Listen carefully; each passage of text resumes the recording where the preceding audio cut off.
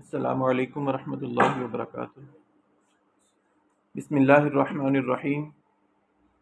الحمد للہ رب العالمین، والصلاة والسلام علی اشرف الانبیاء والمرسلین۔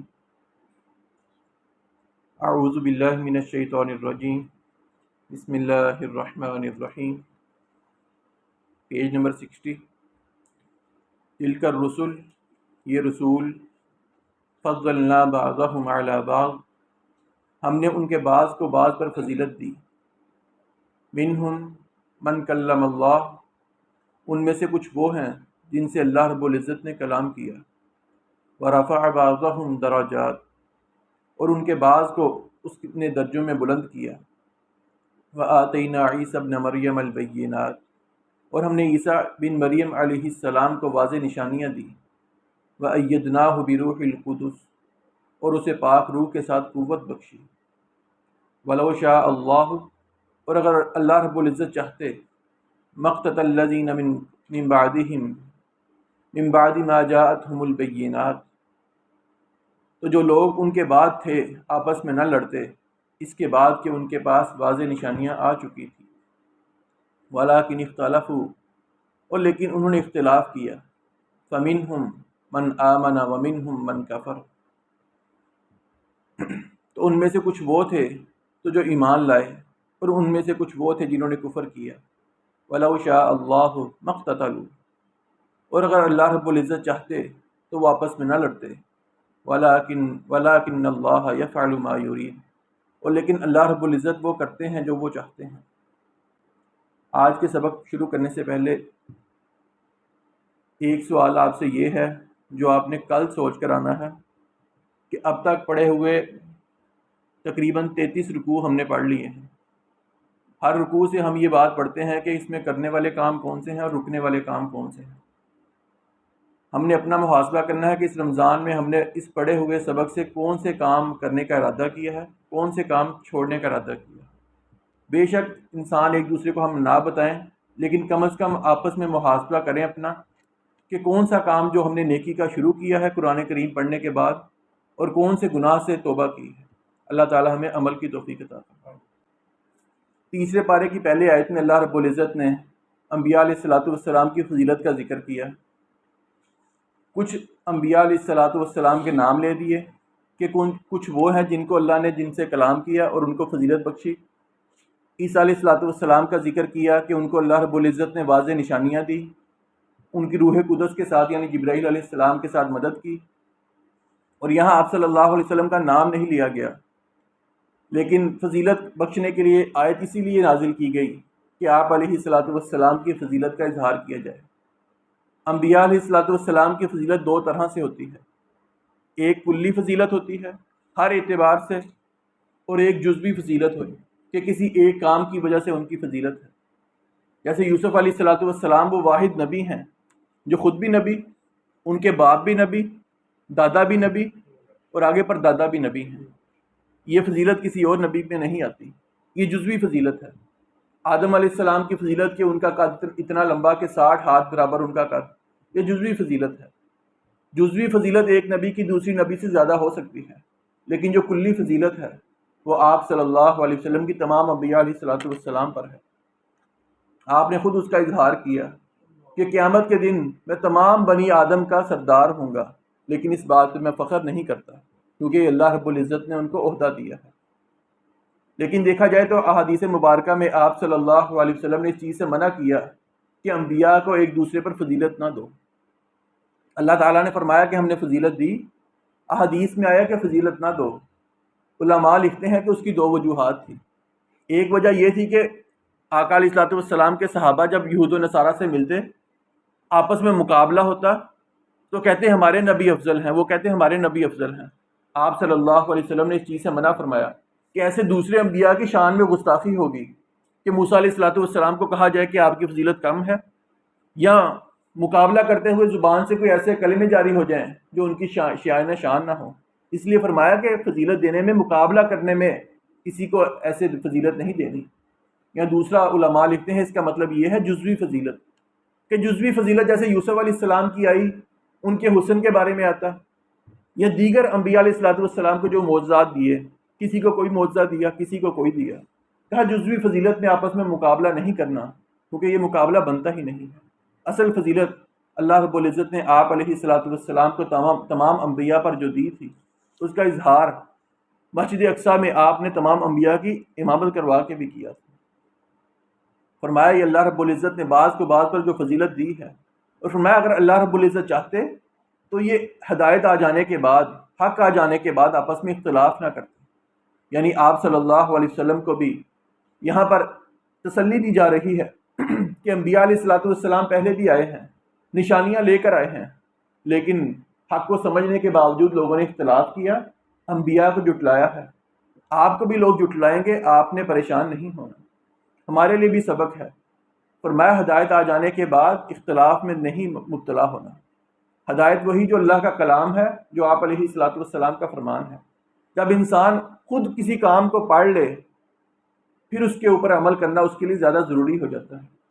جب تک ہم کسی چیز کو نہیں پڑھتے، ہمارے پاس ایک عذر باقی ہے کہ مجھے معلوم نہیں تھا، یا میں نے فلاں عالم سے سنا تھا. لیکن اگر ایک چیز کو میں خود پڑھ لوں، پڑھنے کے بعد میرے پاس کوئی عذر باقی نہیں رہتا کہ اس پہ میں نے عمل کیوں نہیں کیا. اللہ تعالی ہمیں حق بات سمجھ کر اس پر عمل کرنے کی توفیق عطا فرمائے. یہ رکوع مکمل ہوا. اس میں کرنے والے کام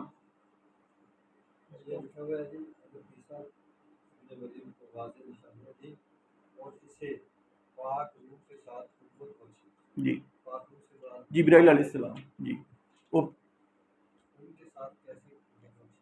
پہلے بھی ذکر آیا تھا کہ اللہ تعالیٰ نے ان کو جو ان کے اوپر انعامات کیے تھے، معجزات کیے تھے، اس میں جبرائیل علیہ السلام کے ساتھ تو ہر نبی کو قوت بخشی ہے کہ وہی لے کے وہ آتے ہیں. لیکن خاص ان کا ذکر اس لیے کیا یہاں کے یہودی جو موجود ہیں، عیسائی موجود ہیں، وہ عیسیٰ علیہ السلام کو بھی نہیں مانتے، حالانکہ وہ ان کے برگزیدہ نبی تھے، ان کے لاڈلے نبی تھے، ان کی وہ پیروی کرتے تھے. پیروی کرنے کے بعد اللہ تعالیٰ نے ان کو معجزات بھی دیے کہ جیسے وہ ان کا مردے کو زندہ کرنا ہے، پرندوں کو زندہ کرنا، مٹی سے پرندہ بنانا. ایسے جبرائیل علیہ السلام بھی ان کے پاس آتے، ان کے پاس وہی لے کر آتے. لیکن وہی ماننے کے باوجود انہوں نے سب نشانیاں دیکھ لی، اس کو انکار کیا. یہاں عیسائی مراد تھے زیادہ، اسی لیے عیسیٰ علیہ السلام کا خاص طور پر ان کا ذکر کر دیا. یہاں یہودی بھی مراد تھے، اوپر موسیٰ علیہ السلام کا ذکر ہو گیا کہ اللہ نے ان سے کلام کیا. اس میں کرنے والا ایک کام ہے ایمان لانا.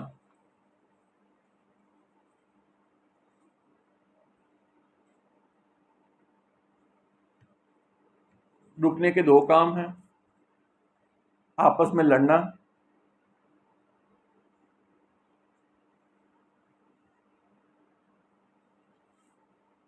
کفر میں مبتلا ہونا. کفر میں مبتلا ہونا.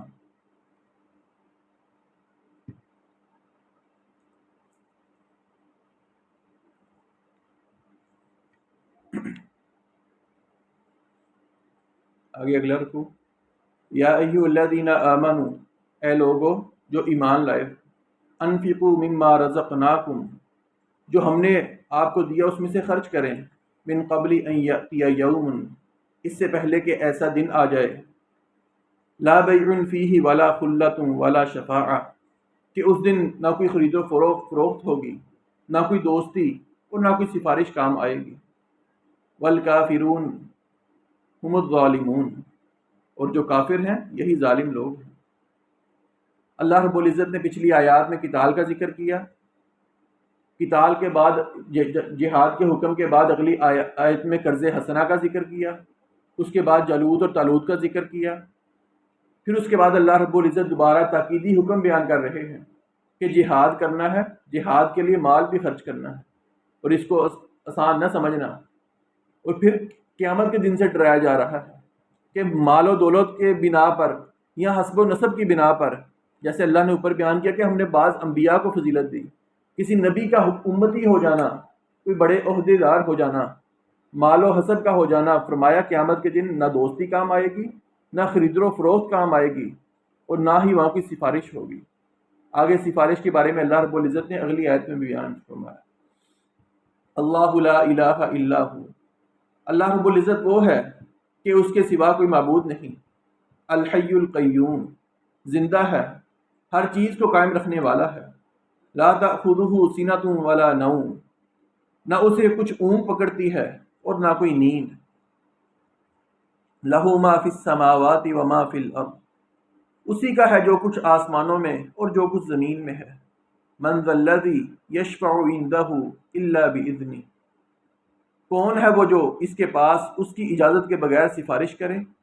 یعلم ما بین ایدیہم وما خلفہم، جانتا ہے جو کچھ ان کے سامنے اور جو کچھ ان کے پیچھے ہے۔ ولا یحیطون بشیء من علمہ الا بما شاء، اور وہ اس کے علم میں سے کسی چیز کا احاطہ نہیں کرتے مگر جتنا وہ چاہے۔ وسع کرسیہ السماوات والارض، اس کی کرسی آسمانوں اور زمین کو سمائے ہوئے ہے۔ ولا یؤودہ حفظہما، اسے ان دونوں کی حفاظت نہیں تھکاتی۔ وہو العلی العظیم، اور وہی سب سے بلند سب سے بڑا ہے۔ یہ آیت الکرسی عظمت کے اعتبار سے قرآن کریم کی سب سے بڑی آیت ہے، اور آپ صلی اللہ علیہ وسلم کے صحابی سیدنا ابو ہریرہ رضی اللہ تعالیٰ عنہ بیان کرتے ہیں، ایک دن رات کو میں مال کی ذمہ داری میرے پاس تھی، میں چوکی دار تھا۔ رات کو ایک چور آیا، اس نے چوری کی، میں نے اس کو پکڑ لیا۔ اس نے میری منتیں کی، مجھے چھوڑ دو، میں مجبور ہوں، حالات تنگ ہیں، کہتے میں نے چھوڑ دیا۔ اگلے دن پھر آیا، پھر چوری کی، پھر معافیاں مانگی، پھر میں نے چھوڑ دیا۔ میں آپ علیہ الصلوۃ والسلام کو بتاتا رہا کہ ایسے چور آیا، اس نے معافی مانگی، میں نے چھوڑ دیا۔ دوسری دفعہ بتایا، آپ نے فرمایا کل پھر آئے گا۔ تیسرے دن بیان کرتے ہیں پھر آیا، آگے چوری کی، پھر میں نے پکڑ لیا۔ پھر اس نے منتیں کی، کہا، میں نے کہا اللہ کی قسم آج نہیں چھوڑوں گا۔ کہنے لگا اگر میں تجھے ایک ایسی بات بتا دوں تو وہ کام کر لے، تیری آج کے بعد چوری نہیں ہوگی۔ کہا مجھے بتاؤ۔ اس نے آیت الکرسی پڑھی، کہا رات کو سوتے ہوئے یہ پڑھ لیا کرو، اللہ کا ایک فرشتہ تیری حفاظت کے لیے آ جائے گا، صبح تک شیطان تیرے پاس نہیں آئے گا۔ یہ آیت اس نے بتایا، ان کو چھوڑ دیا۔ آپ علیہ الصلوۃ والسلام کے پاس آئے، آپ صلی اللہ علیہ وسلم نے پوچھا، ابو ہریرہ تیرے چور کا کیا بنا؟ کہا اس نے یہ بات مجھے بتائی ہے۔ فرمایا تھا تو وہ جھوٹا لیکن بات سچی بتا گئی۔ فرمایا وہ شیطان تھا جو چوری کرنے آتا تھا لیکن آیت الکرسی کے بارے میں سچی بات بتا گیا۔ ہمارے لیے بھی سبق ہے، رات کو سوتے ہوئے فرمایا کہ تالے لگا کر اللہ پر توکل کرتے ہوئے آیت الکرسی پڑھ لو، اللہ کی طرف سے ایک فرشتہ آپ کی حفاظت کے لیے مقرر ہو جائے گا اور آپ کو نقصان نہیں پہنچا سکے گا۔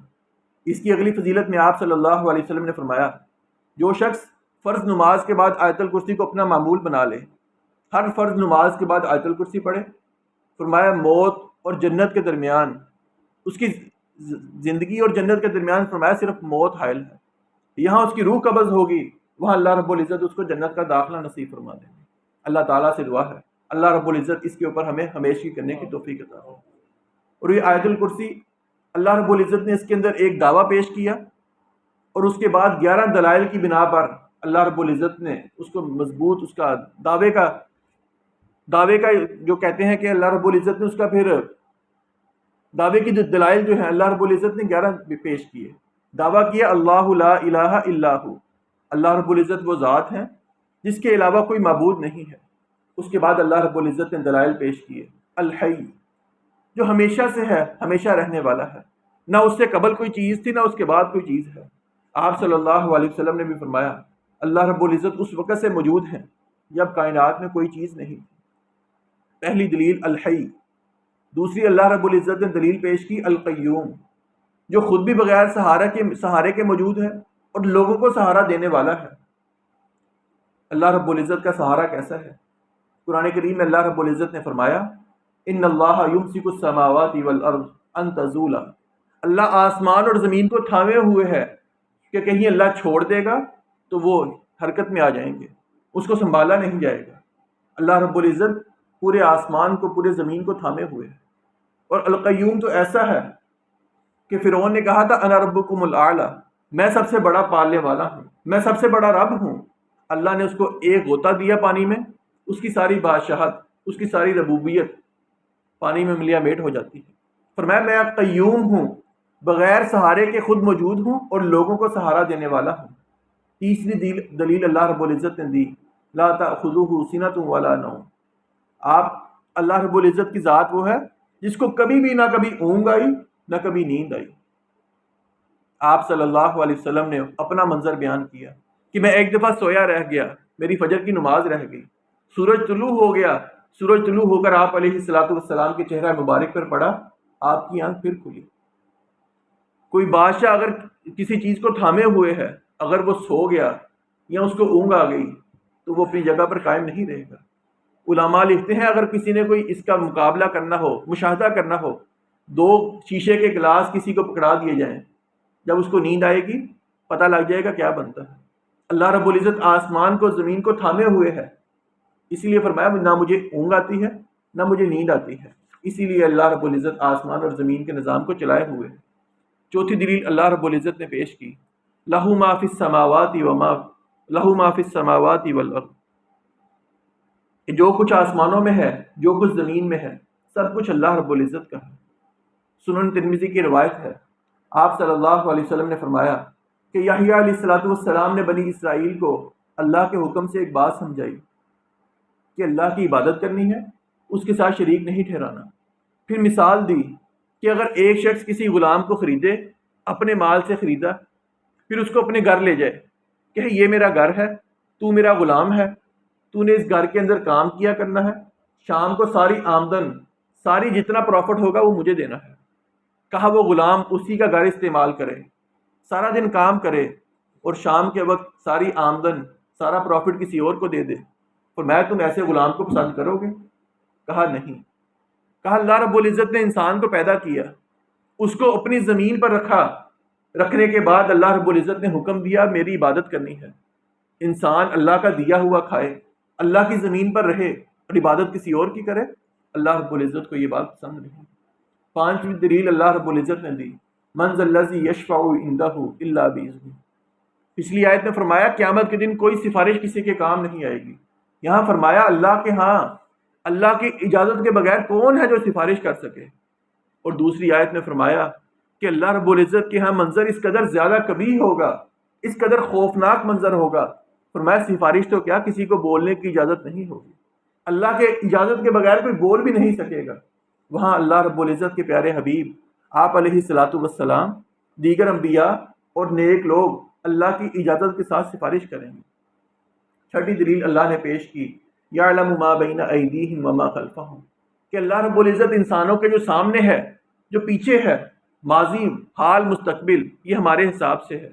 اللہ کے لیے سب کچھ حاضر ہے، سب کچھ سامنے ہے، اللہ کے نہ کوئی پیچھے کوئی چیز تھی نہ کوئی آگے چیز، اور میں سب کچھ اللہ رب العزت جاننے والے ہیں۔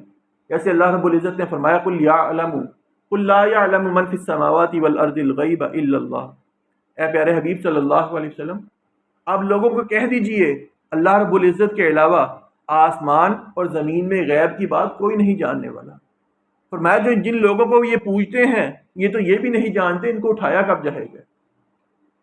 اللہ رب العزت نے دوسری آیات میں بھی علم غیب کے متعلق بیان کیا، وہ آگے جا کر ہم ذکر کریں گے۔ ساتویں دلیل اللہ رب العزت نے آیت الکرسی میں اپنے رب ہونے کی دلیل دی، وَلَا يُحِيطُونَ بِشَيْءٍ مِّنْ عِلْمِهِ، کہ اللہ رب العزت کی معلومات اس قدر زیادہ ہیں کہ کوئی اس کا احاطہ نہیں کر سکتا۔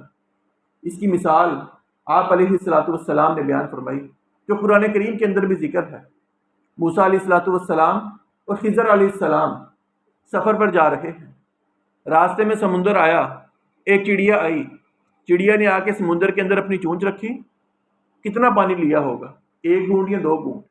خضر علیہ السلام نے موسیٰ علیہ السلام کو مخاطب کر کے کہا، اے موسیٰ علیہ السلام اللہ کے علم کا مقابلہ ہمارے علم سے اتنا ہے، ہم نے اتنا علم اللہ کے علم سے سیکھا ہے، اور اللہ رب العزت کا علم سمندر برابر ہے۔ چڑیا نے 1 یا 2 چونچ، 1 یا 2 گھونٹ لیے، پانی کے قطرے لیے، فرمایا یہ انسان کا علم ہے، اور اللہ کا علم فرمایا وَلَا يُحِيطُونَ بِشَيْءٍ مِّنْ عِلْمِهِ، اللہ کے علم کا کوئی چیز احاطہ نہیں کر سکتی۔ وَسِعَ كُرْسِيُّهُ السَّمَاوَاتِ وَالْأَرْضِ، اللہ کی کرسی آسمان اور زمین پر وسیع ہے، اس کو گھیرے ہوئے ہے۔ اللہ کی کرسی کیسی ہے اس کے متعلق ہم پہلے بھی بات کر چکے ہیں کہ اللہ نے بیان کر دیا اللہ کی کرسی ہے، ہم اللہ کی کرسی پر ایمان لاتے ہیں۔ وہ کیسی ہے، کس چیز کی بنی ہے، اس کی کیفیت کیا ہے، اس کے بارے میں ہمارا کوئی ایمان نہیں۔ بس اللہ نے بیان کر دیا اللہ کی کرسی ہے، اس نے زمین آسمان کا احاطہ کیا ہے، ہم نے اس چیز کو مان لیا۔ ہم نے اس کے بارے میں اگلا سوال نہیں کرنا کہ وہ کہاں پر ہے، کس انداز سے پڑی ہے اور کس چیز سے بنی ہے۔ ولا یؤودہ حفظہما، فرمایا اللہ رب العزت کو آسمان اور زمین کی حفاظت کرنا، اس کو سنبھالنا اللہ کو تھکا نہیں سکتا۔ مخلوق اپنی عبادت اپنی حفاظت نہیں کر سکتی۔ ایک چوکیدار سیکیورٹی گارڈ 8 گھنٹے 10 گھنٹے ڈیوٹی کرتا ہے، اس کے بعد وہ اپنی حفاظت بھی نہیں کر سکتا، اس کے لیے سونا ضروری ہے۔ فرمایا اللہ رب العزت جب سے آسمان بنا ہے، جب سے زمین بنی ہے، قیامت تک اللہ آسمان اور زمین کی حفاظت کر رہا، اس کو کوئی چیز ٹھکانے والی نہیں ہے۔ وَهُوَ الْعَلِيُّ الْعَظِيمُ، اتنی علامات صفات بیان کرنے کے بعد فرمایا کہ اللہ رب العزت اپنی مخلوق سے بلندی میں، عظمت میں بہت اعلیٰ ہے۔ اور آخری جو اللہ رب العزت نے یہ جو 11 علامات بیان کر کے دلائل دیے، اور اگر سب سے پہلے لفظ پر چلے جائیں اللہ، اللہ لا الہ، لفظ خدا آ جاتا یا کوئی اور لفظ آ جاتا، ہر لفظ کی جمع یا تثنیہ، جس کو ہم عربی میں تثنیہ کہتے ہیں 2، وہ بن سکتی ہے۔ لفظ اللہ کی نہ جمع آتی ہے نہ کچھ اور۔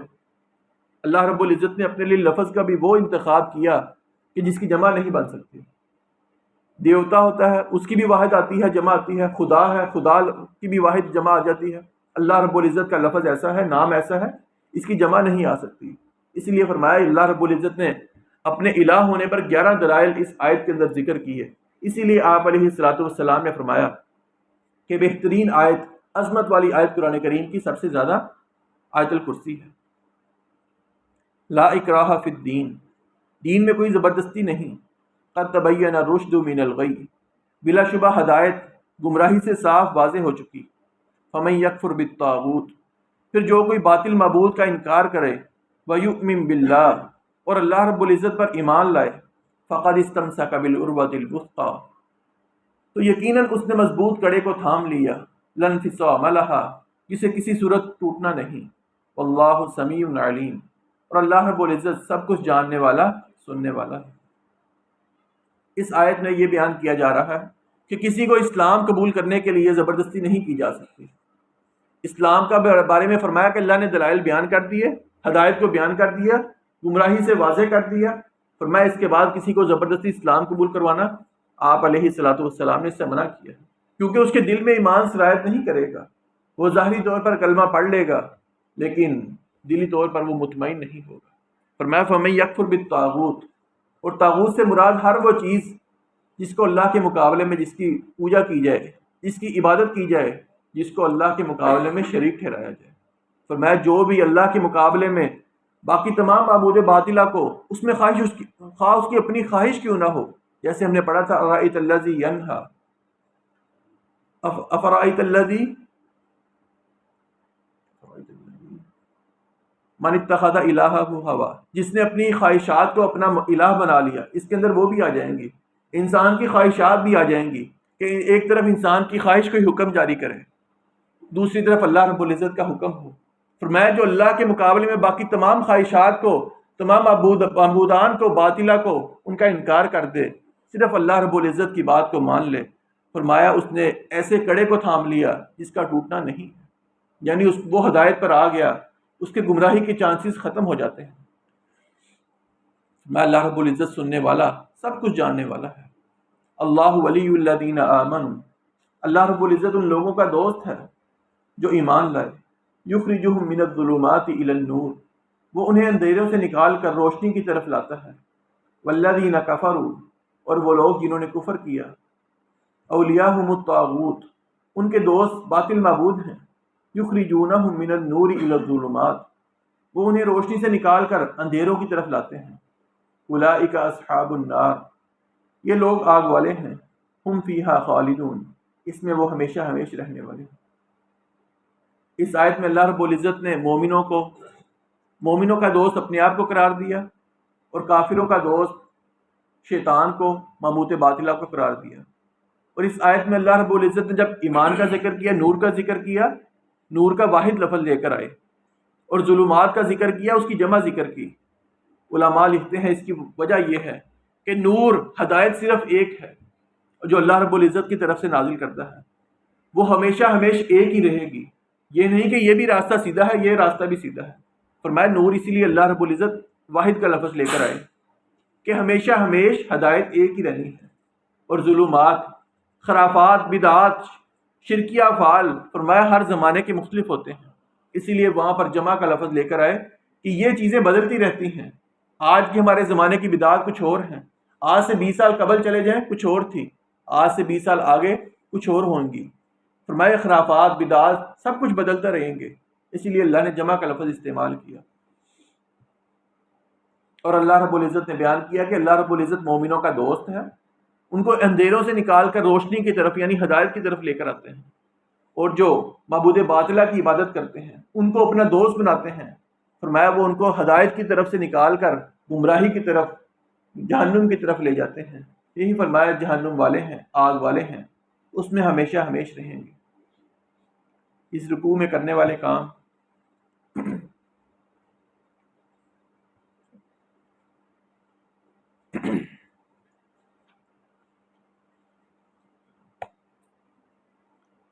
اللہ کے راستے میں مال خرچ کرنا،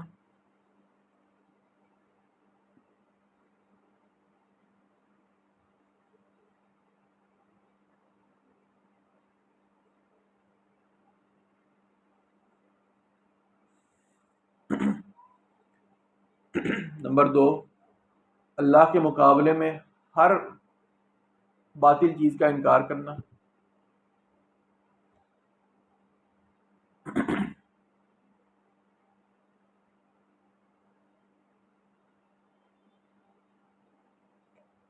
رکنے کا ایک کام ہے، کافروں جیسا طرز عمل اپنانا، کافروں جیسا طرز عمل اپنانا۔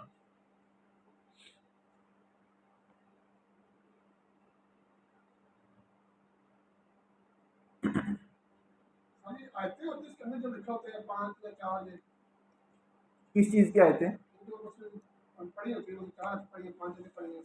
کون کیا؟ ماشاء اللہ صحیح طریقے سے یہ لکھا ہوتا ہے کہ پچھلا جو رکوع ہم نے پڑھا نا اس کے اندر کل آیات کی تعداد کتنی ہے، وہ لکھا ہوگا۔ جو پچھلا رکوع ہم نے پڑھا ہے نا اس کے اندر کتنی آیات تھی وہ اندر لکھا ہوتا ہے اس میں۔ ابھی اس کے اندر لکھا ہوا ہے 4 آیات، پچھلے رکوع میں 4 آیات گزری ہیں۔ ماشاء اللہ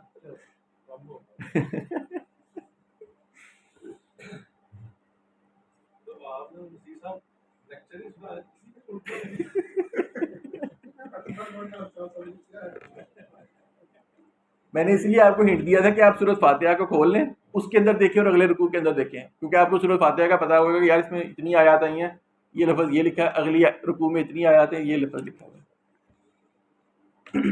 الم تر الی الذین، الم تر الی الذی، کیا آپ نے اس شخص کو نہیں دیکھا، حاج ابراہیم فی ربہ، جس نے ابراہیم علیہ السلام سے اس کے رب کے بارے میں جھگڑا کیا، ان آتاہ اللہ الملک، کہ اللہ رب العزت نے اسے حکومت دی، اذ قال ابراہیم ربی، جب ابراہیم علیہ السلام نے کہا میرا رب وہ ہے، الذی یحیی و یمیت، جو زندگی بخشتا ہے اور موت دیتا ہے، قال انا احیی و امیت، اس نے کہا میں بھی زندگی دیتا ہوں اور موت دیتا ہوں، قال ابراہیم، ابراہیم علیہ السلام نے کہا فإن اللہ یأتی بالشمس من المشرق، بے شک اللہ رب العزت تو وہ ہیں جو سورج کو مشرق سے لاتے ہیں، فأت بها من المغرب، تو بس تو مغرب سے لے کر آ، فبہت الذی کفر، جس نے کفر کیا تھا حیرت زدہ رہ گیا، واللہ لا یہدی القوم الظالمین، اور اللہ رب العزت ظالموں کو ہدایت نہیں دیتے۔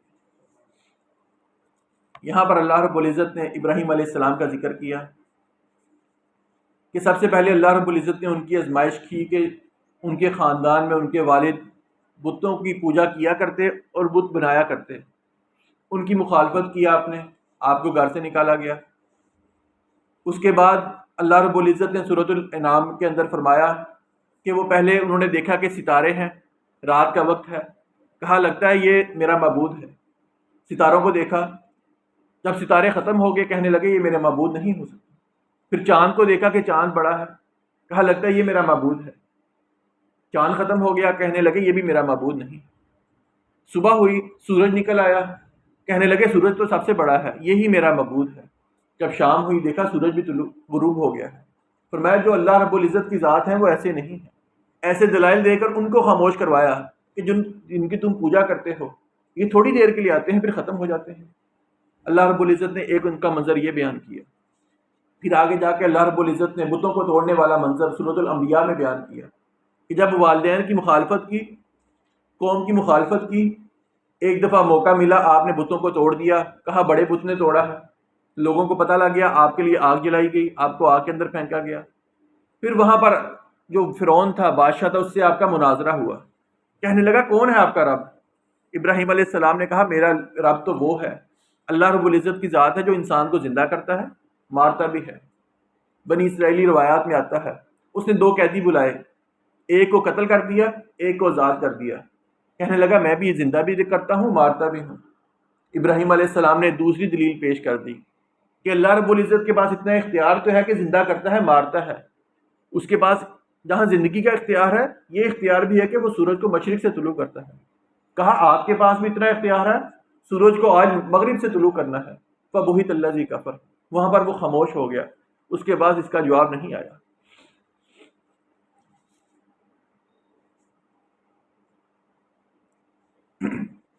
پھر اس کے بعد اس نے جواب نہیں دے سکا، اس کے بعد اس نے بس اپنی مخالفت میں ان کے اوپر ظلم کیے اور کچھ نہیں کر سکا۔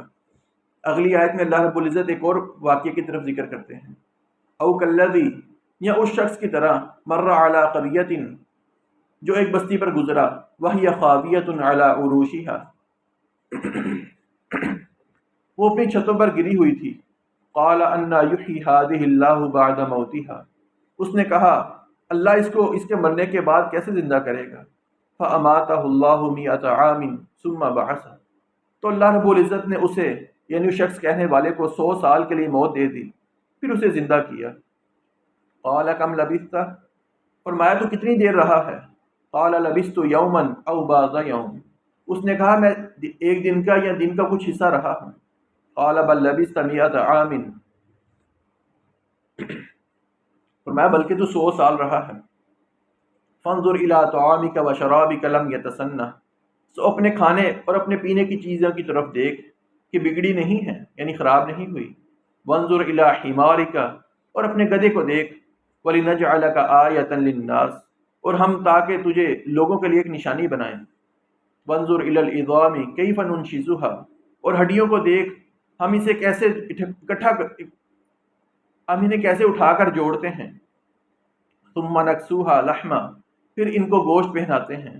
فلما تبین لہ، پھر جب اس کے لیے خوب واضح ہو گیا، قال اعلم ان اللہ علی کل شیء قدیر، تو وہ کہنے لگے بے شک میں جان چکا ہوں اللہ رب العزت ہر چیز پر پوری طرح قادر ہے۔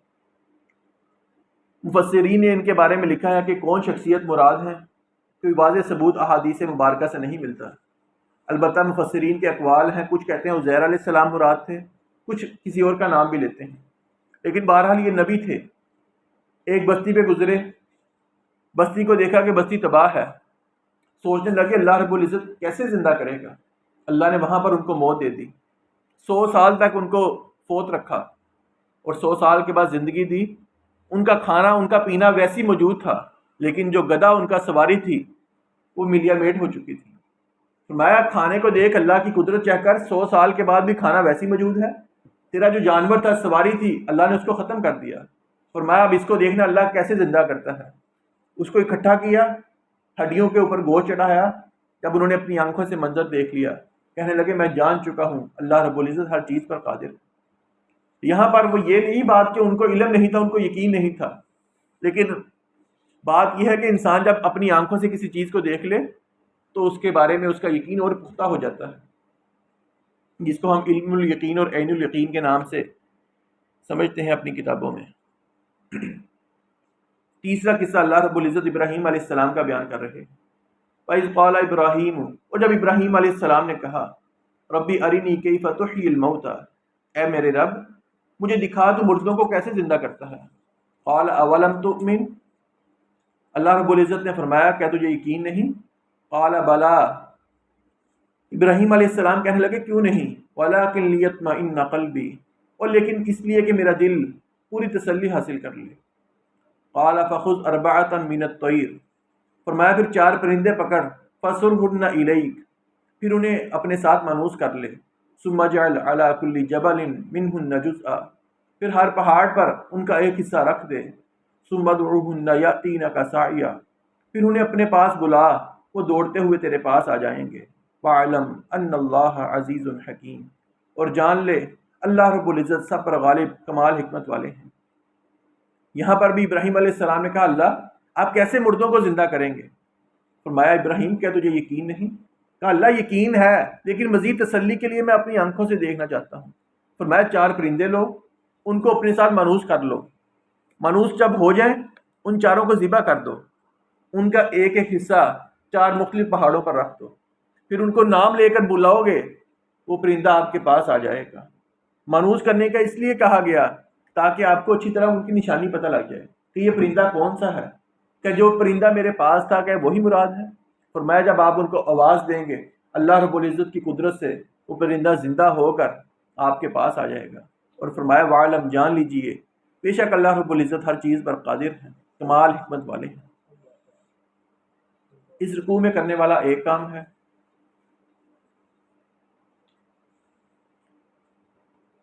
حق کی دعوت دینے کے لیے مخالفین کو دلائل دیے جائیں،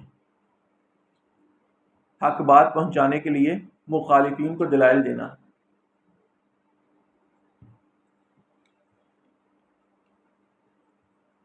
یعنی اس چیز میں اس بات کی طرف اشارہ ہے کہ ہم جو بات کہتے ہیں کہ ہر بندہ حق پر ہے، کسی کو اس کے دین سے نہیں روکنا چاہیے، اس کے اعمال اس کے ساتھ ہیں۔ فرمایا جو انسان حق پر ہے اس کو چاہیے جو دوسرے لوگ ہیں جو اس کی نظر میں غلط عقیدے پر ہیں ان کو دلائل دے کر ان کو سمجھایا جائے، نہ کہ اس کا معاملہ اس کے ساتھ ہے، میرا معاملہ میرے ساتھ۔ حق کی دعوت دینے کے لیے مخالفین کو دلائل دینا، کیسے لکھا آپ نے؟ پہنچانے کے لیے دلائل دیے جائیں۔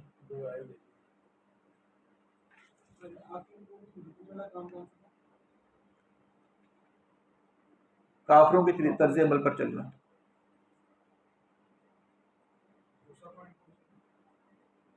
اس میں کرنے والا ایک ہی کام ہے، رکنے والا کام ہے ظلم کرنا اور جھگڑا کرنا۔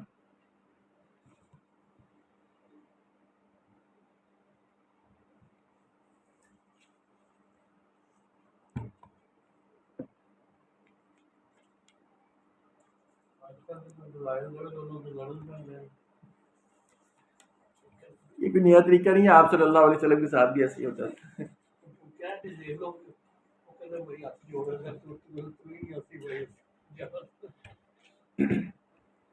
مثل الذین، ان لوگوں کی مثال، ينفقون اموالهم فی سبیل اللہ، جو اپنے مال اللہ کے راستے میں خرچ کرتے ہیں، کمثل حبۃ، ایک دانے کی مثال کی طرح ہے، انبتت 7 سنابل، جس نے 7 خوشے اگائے، فی کل سنبلۃ 100 حبہ، ہر خوشے کے اندر 100 دانے ہیں، واللہ یضاعف لمن یشاء، اور اللہ رب العزت چاہتا ہے جسے بڑھا دیتا ہے، واللہ واسع علیم، اور اللہ رب العزت سب کچھ جاننے والا، سب کچھ، اللہ رب العزت وسعت والے، سب کچھ جاننے والے ہیں۔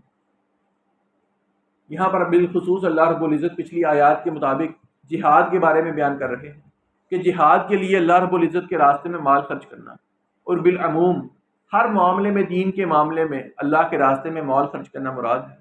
فرمایا کہ اللہ رب العزت کے راستے میں مال خرچ کرنا ایک دانے کی مثل ہے، یعنی ایک انسان نے دانہ لگایا، اس کے اندر فرمایا 7 خوشے ہیں، ہر خوشے کے اندر 100 دانے ہیں، یعنی ایک کو اللہ رب العزت 700 بڑھا رہے ہیں۔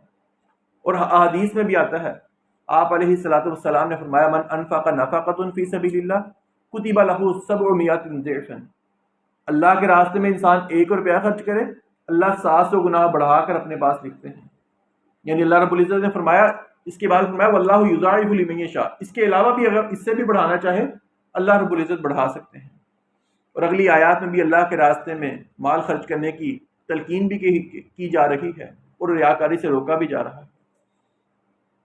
الذین ينفقون اموالهم فی سبیل اللہ، جو لوگ اپنے مال اللہ کے راستے میں خرچ کرتے ہیں، ثم لا یتبعون، پھر وہ اس کے پیچھے نہیں لگاتے، ما انفقوا منا ولا اذى، کسی طرح کا احسان جتلانا اور نہ کسی کو تکلیف پہنچانا، لہم اجرہم عند ربہم، ان کے لیے ان کا اجر ان کے رب کے پاس ہے، ولا خوف علیہم ولا هم يحزنون، ان پر نہ کوئی خوف ہوگا نہ وہ غمگین ہوں گے۔ یہ اللہ رب العزت نے مال خرچ کرنے کا صحیح طریقہ بیان کیا ہے کہ اللہ کی رضا کے لیے مال خرچ کرنا ہے، اس کے بعد لوگوں سے کوئی امید نہیں لگانی، کسی پر کوئی احسان نہیں جتلانا، اور کسی سے ایسا فائدہ نہیں اٹھانا کہ انسان کہے کہ میں نے آپ کو مال دیا تھا، اب میرا فلاں فلاں کام آپ نے کرنا ہے، ان کو تکلیف میں مبتلا نہیں کرنا۔ فرمایا ایسے لوگ اگر اس انداز سے مال خرچ کریں گے تو ان کا اجر ان کے رب کے پاس ہے، نہ ان پہ کوئی خوف ہوگا اور نہ وہ غمگین ہوں گے۔ قول معروف، اچھی بات کرنا، ومغفرۃ خیر من صدقہ، اور معاف کر دینا اس صدقے سے بہتر ہے، یتبعها اذى، جس کے پیچھے انسان کسی طرح کی تکلیف پہنچانا ہو۔ واللہ غنی حلیم، اور اللہ رب العزت بے پرواہ ہیں، بے حد بردبار ہیں۔ فرمایا اگر انسان کے پاس مال خرچ کرنے کے لیے نہیں ہے، کوئی فقیر آپ کے پاس آیا، اس کو اچھے انداز سے منع کر دینا، یا اگر وہ آپ کو کوئی بری بات بھی کہے اس کو درگزر کر دینا۔ فرمایا یہ بات اس صدقے سے بہتر ہے کہ جو انسان صدقہ کر کے کسی پر احسان جتلائے، کسی کو نقصان پہنچائے۔ اس صدقے سے بہتر ہے اچھی بات کر دینا اور کسی کو معاف کر دینا۔ آپ علیہ الصلوۃ والسلام نے قول معروف کے بارے میں فرمایا کہ اچھی بات کر دینا بھی صدقہ ہے، ہر نیکی صدقہ ہے۔ انسان کا اپنے مسلمان بھائی کو خوش مزاجی کے ساتھ ملنا، مسکرا کر ملنا، فرمایا یہ بھی صدقہ ہے۔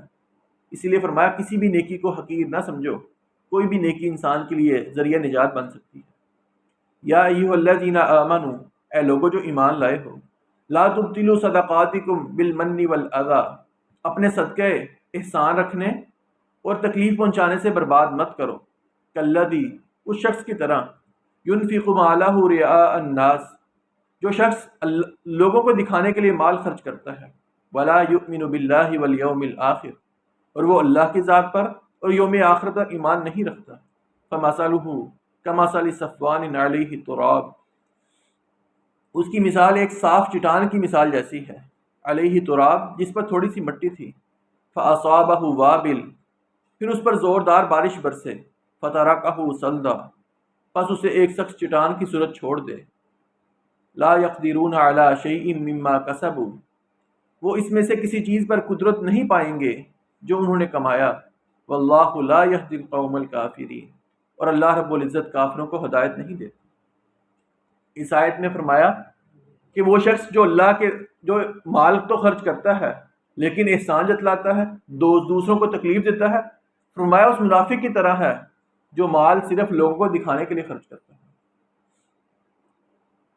اس کے بارے میں ہم نے پہلے بھی ایک دن پڑھا تھا کہ اللہ کے راستے میں اگر انسان مال خرچ کرے، اس کی نیت خالص نہ ہو، ریاکاری مقصود ہو، تو قیامت کے دن آپ علیہ الصلوۃ والسلام نے فرمایا 3 لوگوں سے جہنم کو بھڑکایا جائے گا، سب سے پہلے جہنم میں پھینکا جائے گا۔ اس میں سے ایک وہ شخص ہے جو لوگوں کو دکھانے کے لیے مال خرچ کرتا تھا کہ لوگ مجھے کہیں میں بہت سخی ہوں۔ قیامت کے دن اللہ رب العزت پوچھیں گے کیا کر کے آئے ہو؟ کہے گا اللہ تیری رضا کے لیے، تیری خوشنودی کے لیے مال خرچ کیا ہے۔ اللہ فرمائیں گے کذبتا، تو جھوٹ بولتا ہے، تو صرف لوگوں کو دکھانے کے لیے مال خرچ کرتا تھا۔ اس کو اوندے منہ جہنم میں پھینکا جائے گا، فرمایا اسے جہنم کو بھڑکایا جائے گا۔ دوسرا وہ شہید جو صرف اپنی جان کا نذرانہ اس لیے دیتا ہے کہ لوگ اس کو شہید کہیں، لوگ اس کو بہادر کہیں۔ تیسرا وہ عالم، وہ قاری جو دین کی تبلیغ کرتا ہے لیکن مقصود صرف یہ ہے کہ لوگ میری واہ واہ کریں، لوگ مجھے اچھا عالم، اچھا قاری مانیں۔ فرمایا ان 3 لوگوں سے جہنم کو بھڑکایا جائے گا۔ اللہ تعالی ہمیں اپنی نیتوں کی اصلاح کرنے کی توفیق عطا فرمائے۔ یہاں پر اللہ رب العزت نے اس شخص کی مثال بیان کی کہ جو لوگوں کو دکھ دیتا ہے، احسان جتلاتا ہے، فرمایا قیامت کے دن اس کو اس کے نیک اعمال فائدہ نہیں دینے والے۔ مثال بیان کی کہ ایک پہاڑ ہے، ایک چٹان ہے جس کے اوپر تھوڑی سی مٹی ہے، انسان سمجھتا ہے کہ زرخیز زمین ہے، وہاں پر وہ کھیتی باڑی کرتا ہے، وہ بیج بوتا ہے، محنت کرتا ہے۔ فرمایا ایک تیز بارش آتی ہے، وہ جو تھوڑی سی مٹی پتھر کے اوپر تھی، چٹان کے اوپر تھی، وہ مٹی کو ختم کر دیتی ہے۔ وہ جو اس کا بیج بویا تھا، اس کا سارا جو اس کی محنت تھی ساری ضائع ہو گئی۔ فرمایا وہ چٹان کی طرح اس کے نیک اعمال بھی ختم ہو جائیں گے۔ اگر اس نے نیک اعمال کیے، محنت کی، لیکن ساتھ کسی پر احسان جتلاتا رہا، کسی کو تکلیف دیتا رہا، لوگوں کو دکھانے کے لیے کام کرتا رہا، اس کی یہ ساری محنت اس چٹان کی طرح صاف ہو جائے گی جس کے اوپر بارش پڑی، اس کی وہ ساری کھیتی تباہ و برباد ہو جاتی ہے۔ فرمایا کوئی چیز اس کے کام نہیں آنے والی جو اس نے کمایا تھا۔ اللہ رب العزت کافروں کو ہدایت نہیں دیتے۔ اگلی آیت میں اللہ رب العزت نے مومنوں کا ذکر کیا کہ مومن جو اللہ کی رضا کے لیے مال خرچ کرتے ہیں ان کی مثال کیسی ہے۔ وَمَثَلُ الَّذِينَ يُنْفِقُونَ أَمْوَالَهُمْ، اور ان لوگوں کی مثال جو اپنے مال خرچ کرتے ہیں ابتغاء مرضات اللہ کی رضا چاہتے ہوئے، وَتَثْبِيتًا مِّنْ أَنفُسِهِمْ، اور اپنے دلوں کو ثابت رکھتے ہوئے، کَمَثَلِ جَنَّةٍ، اس باغ کی مثل ہے، بِرَبْوَةٍ، جو کسی اونچی جگہ پر ہو، أَصَابَهَا وَابِلٌ، جس پر ایک زوردار بارش برسے، فآتت اکلہا ضعفین، تو وہ اپنا پھل 2 گنا دے، فإن لم یصبها وابل، پس اگر اس پر زوردار بارش نہ برسے، فطل، تو کچھ شبنم ہی کافی ہے، واللہ بما تعملون بصیر، اور اللہ رب العزت جو تم کر رہے ہو اسے خوب دیکھنے والا ہے۔ فرمایا مومن کی مثال جو اللہ کی رضا کے لیے مال خرچ کرتا ہے، جب مال خرچ کرتا ہے دلی طور پر مطمئن ہوتا ہے، تنگی کا اظہار نہیں کرتا کہ آج میں نے زیادہ خرچ کر دیا ہے، آج پروفٹ کم تھا لیکن میں نے خرچ زیادہ کر دیا ہے۔ فرمایا اس کو دلی طور پر بھی کوئی تنگی نہیں ہوتی، پریشانی نہیں ہوتی۔ فرمایا اس کی مثال اس باغ جیسی ہے جو کسی اونچی جگہ پر ہو، اگر وہاں پر تیز بارش ہو، پانی زیادہ لگ جائے تو وہ اپنی فصل 2 گنا بڑھا کر دیتی ہے۔ اگر بارش نہ بھی ہو، جو رات کو صرف شبنم کے قطرے پڑتے ہیں، یا تھوڑی سی بارش کی ہلکی سی فوار پڑ جائے، فرمایا وہ بھی اس کو کافی ہے، اس کا پھل ضائع نہیں ہوتا، اس کی محنت ضائع نہیں ہوتی، اس کی کھیتی اس کو اپنا اناج دیتی ہے۔ فرمایا مومن کی مثال ایسے ہی ہے، زیادہ خرچ کرے گا اللہ رب العزت اس کو زیادہ اجر و ثواب نوازیں گے، کم خرچ کرے گا، نیت خالص ہے، 1 روپیہ بھی خرچ کرے گا، اللہ رب العزت اس کا عمل، اس کا صدقہ ضائع نہیں کرنے والے۔ اسی لیے آپ صلی اللہ علیہ وسلم نے فرمایا کہ جہنم سے بچو، بے شک آدھی کھجور ہی کیوں نہ ہو، وہ اللہ کے راستے میں خرچ کر کے اپنے آپ کو جہنم سے بچایا جائے۔ اور وہ صحابی جن کا منافقین مذاق اڑایا کرتے، آپ علیہ الصلوۃ والسلام نے جہاد کے لیے مال خرچ کرنے کے لیے کہا کہ جہاد پر جانا ہے، مسلمانوں کے پاس مال و دولت کم ہے، فرمایا خرچ کیا جائے، جہاد کی تیاری کرنی ہے۔ ایک صحابی کے پاس مال و دولت نہیں تھا، پورا دن انہوں نے محنت مزدوری کی، مزدوری کر کے تھوڑے سے پیسے ملے، وہ آ کر آپ علیہ الصلوۃ والسلام کے سامنے رکھ دیے، کہا میرے پاس اتنے ہی تھے۔ منافقین نے مذاق اڑایا کہ اتنی سی کیا ضرورت ہے مومنوں کو، مسلمانوں کے تیرے اس مال کی ضرورت نہیں ہے۔ آپ علیہ الصلوۃ والسلام نے فرمایا یہ اس کا صدقہ ہے، اللہ رب العزت انسان کے صدقے کو اپنے دائیں ہاتھ میں رکھتا ہے، اس کو پرورش کرتا ہے، قیامت کے دن ایک پہاڑ کی مانند انسان کا وہ صدقہ اس کے نامہ اعمال میں ڈال دیا جائے گا۔ انسان کی نیت خالص ہو، تھوڑا سا عمل بھی ہو، اللہ رب العزت اس کو قبولیت نوازتے ہیں۔ یہی دعا کرتے رہنا چاہیے کہ اللہ رب العزت ہم سے تھوڑے کام کروا لے بے شک، لیکن کام جو کریں خالص اللہ کی رضا کے لیے کریں، آپ علیہ الصلوۃ والسلام کی سنت کے مطابق کریں، اور اللہ رب العزت ان کو قبول فرمائے۔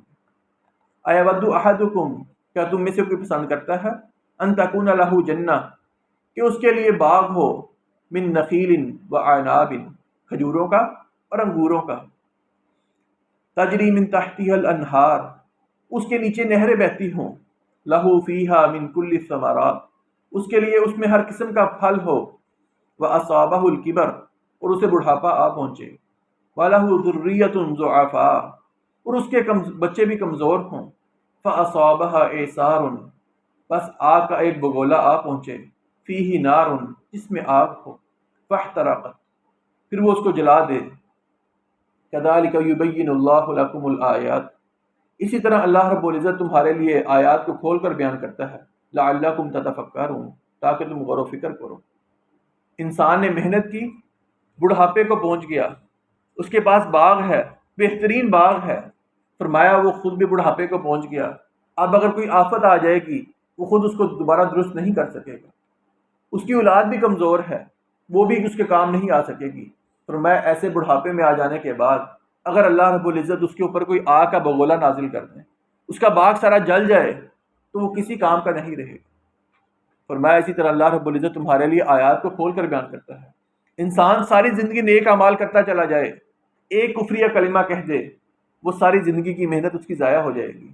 آپ علیہ الصلوۃ والسلام نے اس کی مثال بیان کی، فرمایا ایک شخص لوگوں کی نظر میں نیکی والے کام کرتا ہے، جنت والے کام کرتا ہے، لیکن آخر میں ایک ایسا کام کر جاتا ہے کہ وہ اس کے جہنم میں جانے کا باعث بن جاتا ہے۔ فرمایا ایک شخص لوگوں کے سامنے جہنم والے کام کرتا ہے، لیکن آخر میں کوئی ایسا کام کر جاتا ہے جو اس کی جنت میں جانے کا باعث بن جاتا ہے۔ فرمایا انسان کا دار و مدار اس کے آخری اعمال پر ہے، اسی لیے انسان کو ہر وقت یہی دعا کرتے رہنا چاہیے کہ اللہ رب العزت ہمارا خاتمہ ایمان پر کرے۔ دنیا میں انسان گناہ کر لیتا ہے، لیکن دعا یہی کرنی ہے اللہ خاتمہ ایمان پر ہو جائے، موت سے پہلے اللہ رب العزت توفیق عطا فرما دے کہ انسان توبہ کر لے۔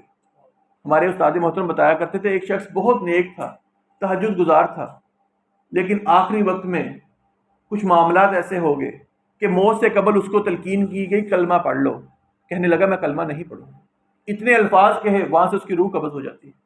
سارے نیک اعمال اللہ رب العزت اللہ معاف کرے، اللہ تباہ کر دیں گے۔ فرمایا ہر وقت دعا کرتے رہو اللہ خاتمہ ایمان پر کرے۔ انبیاء علیہ الصلوۃ والسلام کا طریقہ بھی یہی تھا کہ خاتمے کی ایمان کرتے اللہ جب موت آئے مسلمان حالت میں ہو، فرما بردار موت دینا۔ ہمارے لیے بھی یہی تلقین ہے، اللہم انا نسألک حسن الخاتمہ۔ اور اس میں آپ علیہ الصلوۃ والسلام نے ریاکاری کی بھی مثال بیان کی۔ انسان دنیا میں مال خرچ کرتا ہے، مال بھی ضائع ہو گیا، محنت بھی کی، لیکن آخرت میں اس کو کچھ نہیں ملنے والا جب اس کو ضرورت تھی۔ بڑھاپے میں انسان کی ضرورت ہے، بڑھاپے میں فرمایا اللہ آگ کا بگولا نازل کریں گے، اس کا باغ جل گیا جب اس کو ضرورت پڑی۔ انسان کو نیک اعمال کی ضرورت اصل میں آخرت میں پڑنی تھی، فرمایا آخرت میں اس کو نیک اعمال اس کے تباہ و برباد ہو جائیں گے، وہاں اس کے کوئی یہ نیک اعمال ریاکاری کی وجہ سے کام نہیں آنے والے۔ اللہ تعالی ہمیں خلوص نیت سے نیک اعمال کرنے کی توفیق عطا فرمائے۔ اس رکوع میں کرنے والے کام،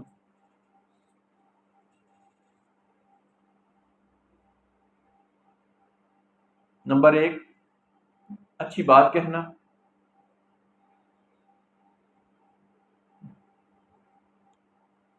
نمبر 2 درگزر کرنا یعنی معاف کرنا،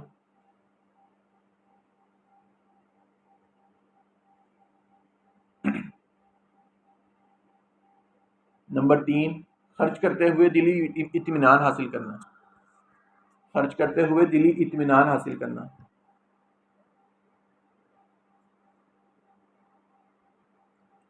رکنے کے 3 کام ہیں،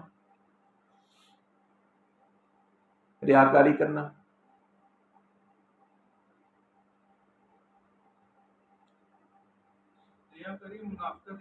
جی بالکل ایک ہی بات، کفر کرنا، کفر کرنا، کفر،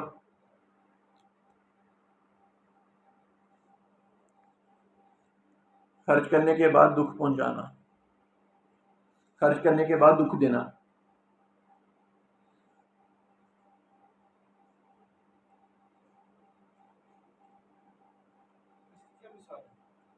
کس کی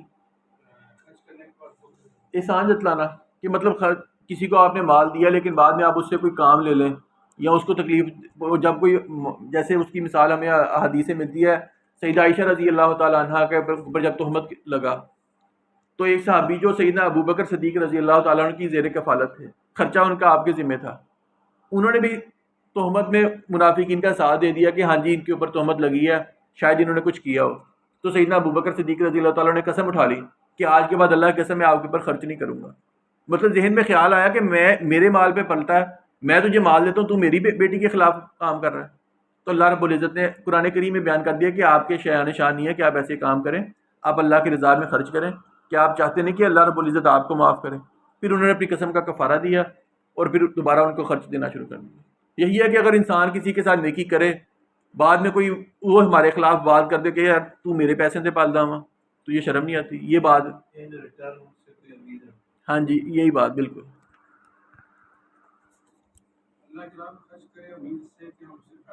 ہاں جی